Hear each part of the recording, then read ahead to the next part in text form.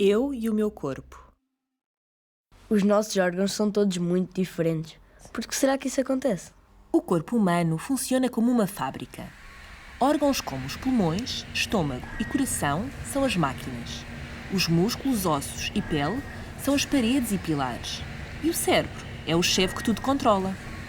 Executam todos tarefas muito diferentes, mas trabalham sempre em equipa para nos manterem vivos e saudáveis.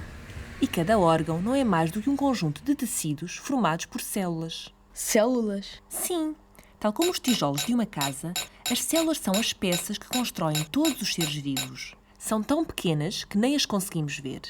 E no nosso corpo existem tantas que é impossível contá-las. São pelo menos 100 bilhões. E são muito diferentes também. Existem cerca de 200 tipos. Todos os órgãos têm células com formas e tamanhos variados. Por isso é que o seu aspecto é tão diferente e funcionam de maneiras tão distintas. Mas o mais importante é que as células trabalham sempre em equipa para que possamos comer, andar, respirar e também falar, pensar ou brincar. Quando comemos, depois da digestão dos alimentos no estômago, eles passam para o intestino. São as células epiteliais do intestino que transferem para o sangue os nutrientes da comida. Através de umas estruturas semelhantes aos dedos das mãos, elas agarram os nutrientes e entregam-nos ao sangue nos vasos sanguíneos. É desta forma que chega a energia a todas as células do corpo. Mas o sangue não transporta apenas nutrientes. Ao mesmo tempo, leva o oxigênio do ar.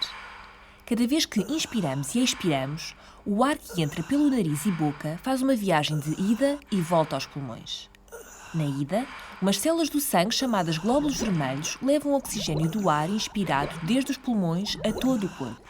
À vinda, essas mesmas células trazem o dióxido de carbono, que é como lixo produzido no organismo, para que saia no ar expirado pelos pulmões. Para o sangue percorrer todo o corpo e levar-lhe o oxigênio e nutrientes, é bombeado pelo coração. São as células chamadas miócitos do coração que, ao contraírem e relaxarem, bombeiam o sangue. Já reparaste que sempre que fazes ginástica ou jogas futebol, o coração bate mais depressa?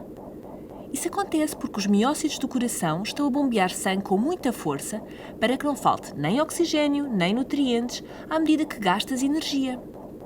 Outros músculos, como o coração, são os dos braços ou pernas.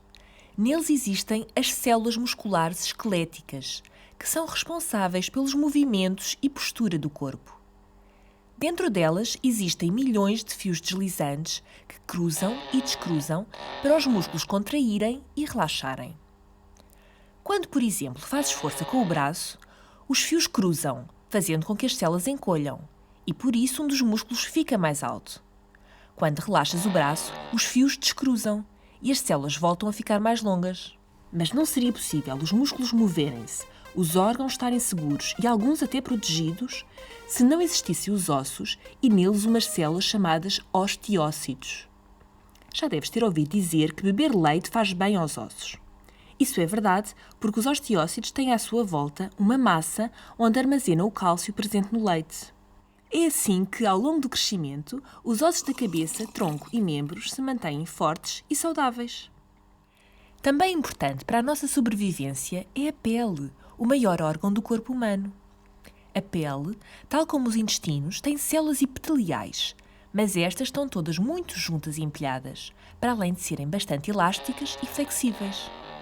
Por isso é que nos protegem dos micróbios e da luz do sol e ajudam a impedir que a água do nosso corpo saia. Lembras-te que o corpo humano funciona como uma fábrica e que o cérebro é o chefe? Na verdade, são os neurónios, as células do cérebro, que controlam todas as ações do nosso corpo até quando estamos a dormir. É através de impulsos elétricos que passam de um neurónio para o outro que as decisões enviadas pelo cérebro chegam às várias partes do corpo. E da mesma maneira, o cérebro é informado do que se passa no exterior. Quando estamos alegres, são os neurónios que dizem aos músculos da boca para sorrir. Muito fixe! Não fazia ideia que existiam umas coisas assim tão pequeninas nos órgãos, nem que podiam ser tão diferentes. Mas como é que se sabe tanto sobre as células e o seu funcionamento? São os cientistas que estudam as células nos laboratórios de diversas maneiras. Por exemplo, muitas vezes colocam células numa caixa com nutrientes onde se multiplicam. conseguem assim uma maior quantidade de células, o que permite estudá-las melhor. Como são tão pequenas que não se vêem a olho nu, os cientistas usam o microscópio para ver a forma das células, como se comportam e até o que têm lá dentro, ou seja, o que as constitui. Uau! Então, se estudarmos muito bem as células, ficamos a saber tudo sobre o nosso organismo? Não é bem assim. Estudar as células e o seu interior permite saber muita coisa, mas os cientistas, quando querem descobrir a sua função num órgão, têm de trabalhar com seres vivos. Há muitos estudos que não podem ser feitos com pessoas, por isso os cientistas usam, por exemplo, animais que tenham características parecidas com as nossas. Animais? Sim, apesar de nós sermos muito diferentes de um porco, de um ratinho, de um peixe ou de um sapo, temos os mesmos órgãos essenciais à vida, como o coração, intestino, cérebro, embora por vezes com aspecto diferente. Mas o mais importante é que os tipos de células de animais e humanos têm muitas características iguais. De facto, são as semelhanças com as células de animais que permitem aos cientistas utilizá-los para estudar doenças, descobrir medicamentos, entre outras coisas. Sabias que os medicamentos que tomas para a gripe, ou se sofres de asma ou de diabetes, surgiram graças a estudos que foram feitos em animais? É desta forma que os cientistas conseguem responder a perguntas e perceber melhor como o nosso organismo funciona.